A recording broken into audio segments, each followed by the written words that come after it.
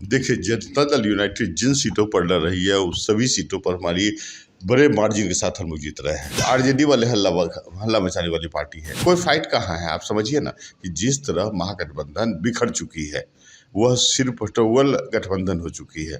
Panorama group, जो सोचता है वो करता है। आपके अपने सपनों का आशियाना।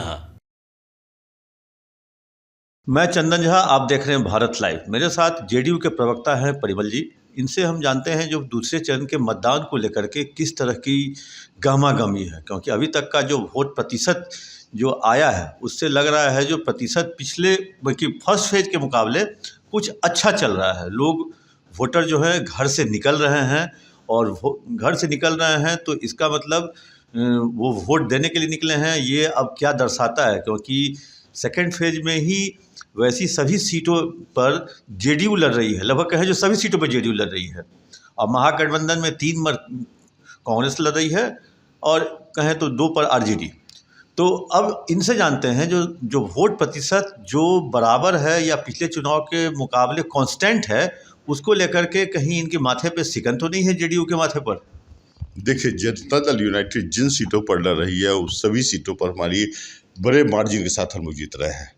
और जहाँ तक जैसे कोई वेरिएशंस आप जो वोट्स का देखते हैं तो आप समझिए इस बात को कि हमारे जो वोटर्स हैं काफ़ी अनुशासित हैं, शांतिपूर्ण मतदान करते हैं और उनकी आस्था हमारे आदरणीय नेता नीतीश कुमार के सुशासन और उनके अनुशासन दोनों पर है। ये तो आरजेडी वाले हल्ला मचाने वाली पार्टी है। और इस बार तो जैसे पिछले बार तो फाइट की बात की जाती थी, इस बार तो कोई फाइट कहाँ है? आप समझिए ना कि जिस तरह महागठबंधन बिखर चुकी है वह सिर्फ टोवल गठबंधन हो चुकी है। कोई राष्ट्रीय स्तर पर लीडर है क्या? लोकसभा के जो चुनाव होते हैं वो प्रधानमंत्री के चुनने के चुनाव होते हैं। कोई है? आपको पता चल रहा है महागठबंधन में कोई लीडर है? आप इसके कोऑर्डिनेशन को लाइक के रूप में इस तरह देख सकते हैं कि कांग्रेस ने अपने मैनिफेस्टो में कहा कि 30 लाख लोगों को रोजगार दिया जाएगा। राष्ट्रीय पार्टी है, ऑलमोस्ट भारत के सभी राज्यों में उनका कहीं ना कहीं अस्तित्व रहा है। और आरजेडी जो 0 पर आउट हुई थी पिछले चुनाव में, उनके जो जंगल राज के शहजादे हैं तेजस्वी जी, इनको राजनीतिक अनुभव की भी कमी है और साथ साथ वो झूठ भी बोलना शुरू कर दिए हैं। उन्होंने यह वादा किया है कि 1 करोड़ लोगों को रोजगार दिया जाएगा। आप समझिए, बिहार के जो युवा हैं वो बहुत काफ़ी मेधावी प्रकृति के हैं, काफ़ी पर्टिकुलरली पढ़े लिखे हैं, उनमें निर्णय लेने की क्षमता है। और क्या इस तरह के मूर्खों की बात में झांसा में आने वाले हैं क्या? तो आप समझिए कि महागठबंधन तो एकदम ढह चुका है। परिमल जी, कहीं ना कहीं आपकी गठबंधन में भी ये देखने को मिल रहा है। आज मुंगेर में प्रधानमंत्री हैं नीतीश जी, वहाँ हैं, जेडीयू कैंडिडेट है। अररिया में बीजेपी कैंडिडेट है, प्रधानमंत्री वहाँ भी गए हैं, वहाँ भी नीतीश जी मंच साझा नहीं कर रहे हैं। तो ऐसा क्यों हो रहा है जो जेडीयू कैंडिडेट में नीतीश कुमार मंच साझा कर रहे हैं और बीजेपी के कैंडिडेट में मंच साझा नहीं कर रहे हैं? नहीं, अब समझिए कि जैसे देखिए चुनाव जो हो रहे हैं पूरे भारतीय स्तर पर हो रहे हैं और अब जो एनडीए के जो लीडर्स हैं वो चाहते हैं कि अधिक से अधिक क्षेत्रों को हम कवर करें, राइट? तो ऐसी स्थिति में जो योजना है, जो इस तरह के चुनावी भाषण की योजना या सभाओं की योजना है, तो उसमें कहीं कहीं ऐसा होता है कि भाई कंसाइड कर जाता है। यही कारण कि दोनों लीडर्स एक मंच पर नहीं रहते हैं। तो इसको दूसरे नज़रिए से नहीं देखा जाना चाहिए। व्यवस्था को तो एक फैक्टर है जेडीयू के कैंडिडेट में सीएम रह और रहे हैं बहुत अच्छी बात बोली। कैंडिडेट में सीएम नहीं रह रहे नहीं नहीं हैं। नहीं, तो ये इसको तो नजरिया ये नहीं नहीं, ये तो विपक्ष ऐसे ही बोलता है। आप समझिए ना, बहुत अच्छे जगह की बात आपने की मुंगेर की। अब देखिए मुंगेर में कहाँ दोनों के बीच पर्टिकुलरली कोई समानता है क्या? हमारे पूर्व राष्ट्रीय अध्यक्ष ललन सिंह वहाँ से चुनाव लड़ रहे हैं। जब ललन सिंह लोकसभा में बोलते हैं तो पूरा बिहार गौरवान्वित होता है, हम चाहे पक्ष में हों या विपक्ष में। और उनके अपोजिट जो राजद वाले हैं, इन्होंने किसको लाया? एक क्रिमिनल्स को लाके खड़ा कर दिया।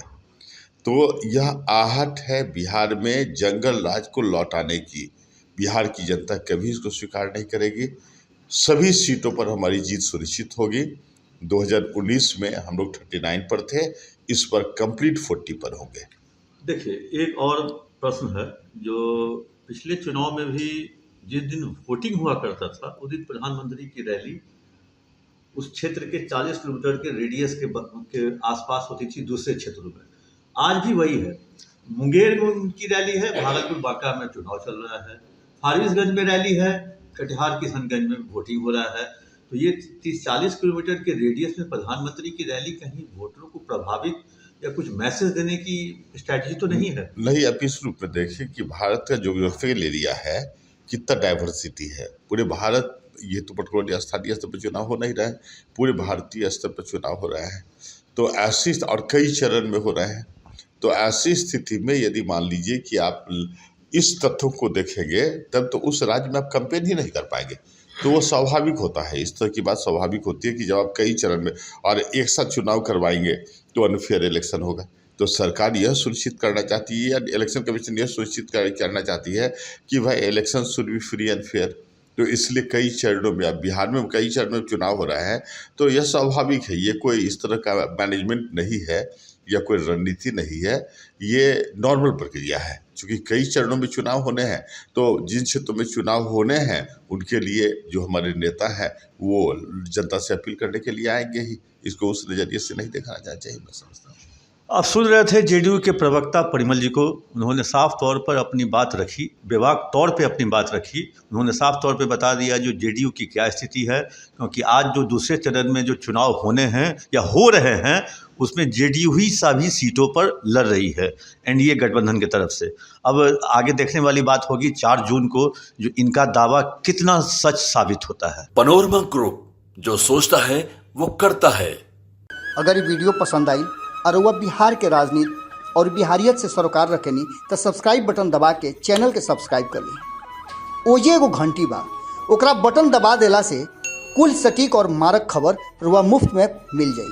अगर रुआ पत्रकारिता के हमनी के नया प्रयोग में सहयोग कर चाहतानी तो ज्वाइन बटन दबा दी। पेटीएम नंबर नोट कर ली 9386816700। धन्यवाद।